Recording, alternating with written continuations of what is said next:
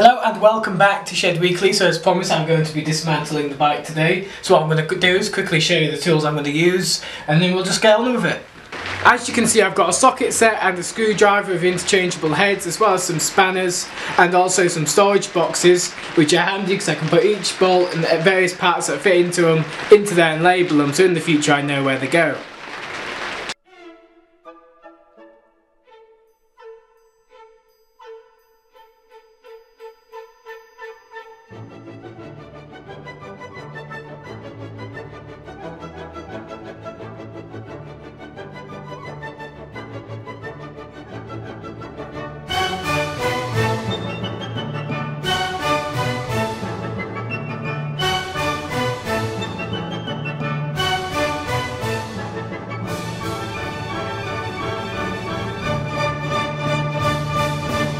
So as you can see, we're all done pretty much. There's a few little bits that I need to still take apart, but they're the little fiddly bits. Some bolts I think I can't really get to, especially on the rear mudguard. I can't get to one down there, so I'll probably just have to cut the bolt off.